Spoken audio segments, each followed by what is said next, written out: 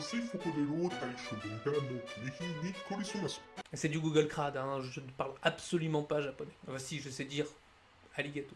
Bon, on va pas se mentir, hein, on connaît surtout ces uniformes à travers les animes et les mangas, et on connaît surtout les uniformes féminins. On y reviendra dessus pourquoi d'ailleurs. Mais il faut reconnaître que, pour une fois, les animes et les mangas sont assez proches de la réalité en ce qui concerne le design des uniformes. Car oui, la pop culture japonaise ne reflète pas souvent le mode de vie réel des japonais, encore moins des lycéens.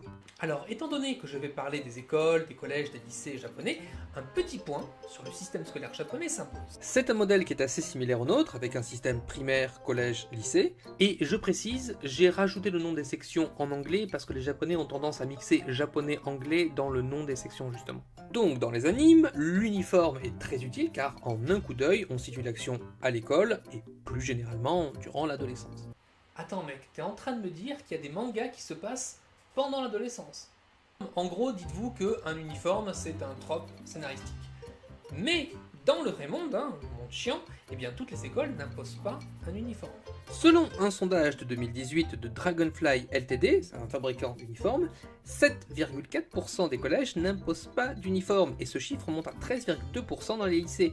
Et ça fait quand même relativiser. Alors, les uniformes sont plus ou moins standardisés sur le modèle jupe pour les filles, pantalon pour les garçons. Petit point intéressant quand même. Pendant la Seconde Guerre mondiale, le Japon étant mobilisé, les garçons allaient à la guerre et les filles aux fermes ou aux usines. Et pour que ce soit plus pratique, on a remplacé les jupes par un pantalon qu'on appelle le monbé. D'ailleurs, à cette époque, les uniformes des filles étaient produits avec un peu tout ce qui se trouvait, des rideaux, des nappes, donc c'est une époque où on a des uniformes assez originaux.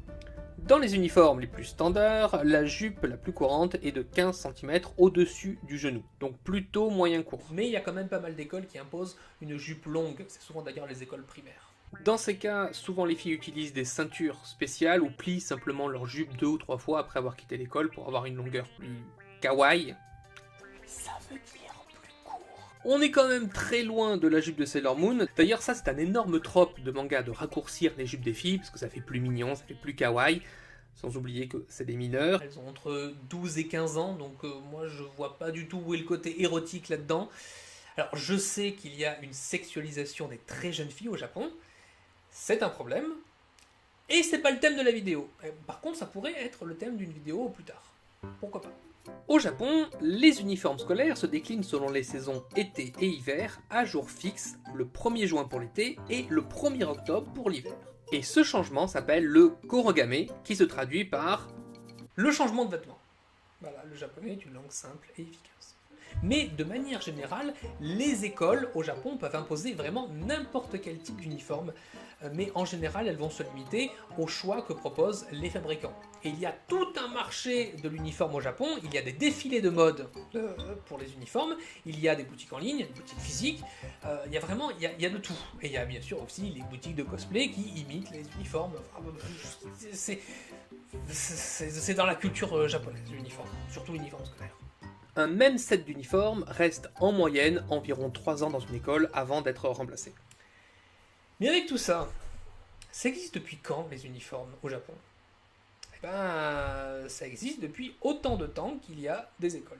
Mais à l'époque, les étudiants portaient des hakama et les étudiantes des kimonos, qui sont à la fois des uniformes et à la fois des vêtements de tous les jours. C'est le principe du vêtement traditionnel en fait. Alors oui, les filles allaient à l'école dans l'ancien Japon, c'est juste qu'elles apprenaient pas la même chose que les garçons. Et en l'an 12 de l'ère Meiji, c'est comme ça qu'on compte au Japon, hein, c'est comme si nous on était en l'an 4 de l'ère Macron, on va dire 1879, ça va être plus simple, l'école Gakushin, une très prestigieuse université de Tokyo, impose pour les garçons, et pour les garçons uniquement, un uniforme occidental, en l'occurrence inspiré de l'uniforme militaire prussien, il s'agit du Gakuran. Et celui-là, vous l'avez déjà vu, et plusieurs fois.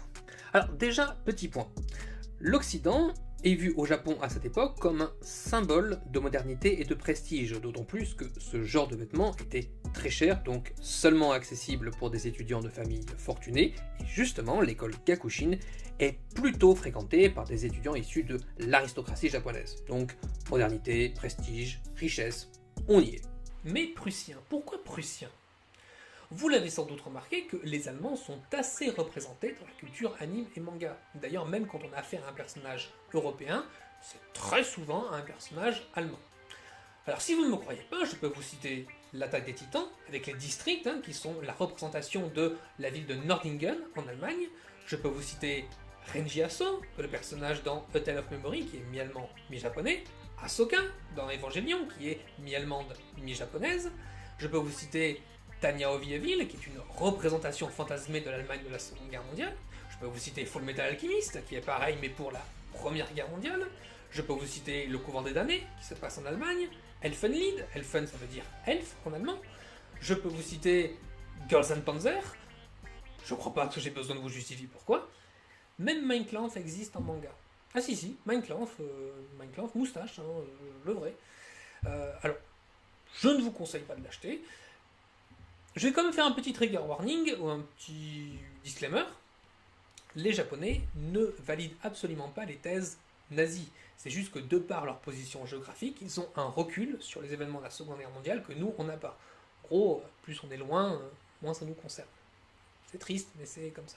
Le monde germanique est donc très représenté dans la culture japonaise. Il faut savoir que les Prussiens et les Allemands de l'époque ont été parmi les premiers occidentaux à s'intéresser aux Japonais, notamment avec la présence très tôt de diplomates prussiens et surtout de Jacob Meckel, un général de l'armée prussienne qui fut le conseiller étranger personnel de l'empereur.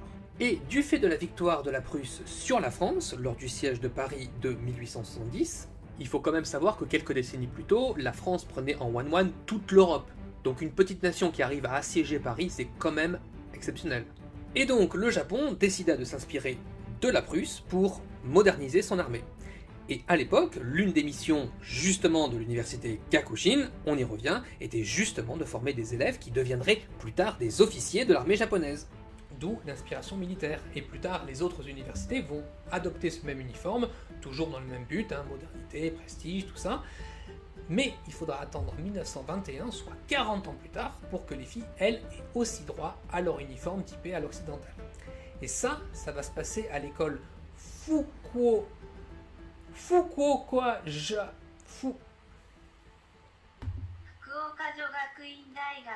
Voilà, cette université au Japon qui se trouve ici. Cette école, elle existe toujours et elle avait été fondée à l'époque par des méthodistes américains, mais en 1921, elle était dirigée par une Britannique, qui est justement à l'origine de ces uniformes. C'était Madame Elizabeth Lee. Alors malheureusement, je n'ai pas trouvé d'illustration, mais moi je l'imagine comme ça. Moi, une Britannique à la tête d'une école, je suis désolé, je peux pas faire autrement.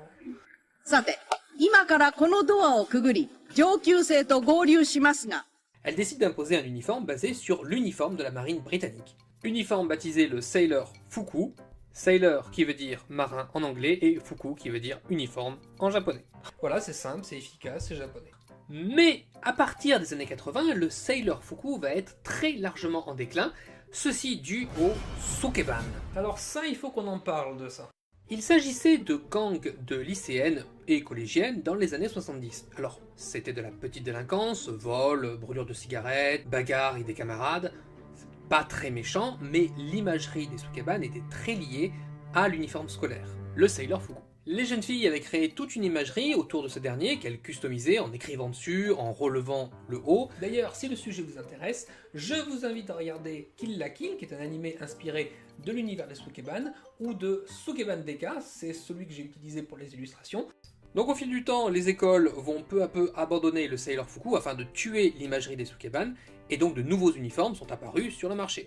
On dénombre maintenant environ 9 types d'uniformes scolaires pour les filles et les garçons, et de manière générale, les collèges, les lycées, les universités se sont peu à peu détachés de l'imagerie militaire des uniformes en s'inspirant plus des uniformes des écoles chrétiennes anglo-américaines. Et c'est donc l'uniforme chemise blazer qui s'est imposé comme étant l'uniforme le plus populaire et le plus moderne.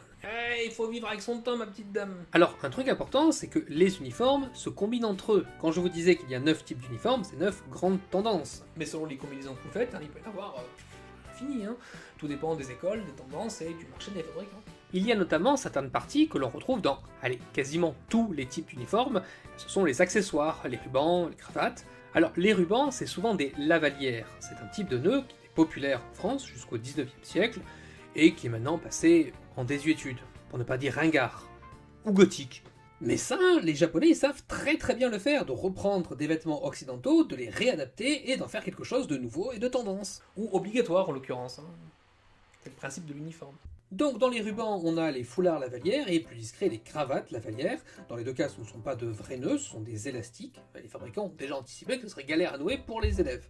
Et bien sûr, le classique, la cravate tout court, qui est essentiellement portée par les garçons, mais parfois qui fait aussi partie des uniformes féminins. A noter que de manière générale, les uniformes ont tendance à être de plus en plus mixtes. La couleur et les motifs changent en fonction de la classe de l'élève, hein, ce qui permet une identification plus facile des élèves et aussi une appropriation de l'esprit de classe, hein, c'est très asiatique.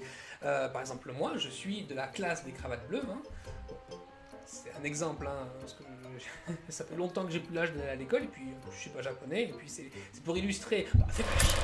Voilà, bah, j'espère que cette petite vidéo vous a plu. En tout cas, moi, je vous retrouve la semaine prochaine pour la deuxième partie de cette vidéo consacrée aux uniformes des écoliers japonais dans les animes et les mangas. Il y a beaucoup de choses à dire. On va justement parler des 9 uniformes les plus standards. En tout cas, si ça vous a plu, mettez un petit pouce bleu, ça me fait très plaisir, un petit commentaire, n'oubliez pas la cloche, et moi je vous dis à très vite, et n'oubliez pas de rester ouvert aux univers de manga.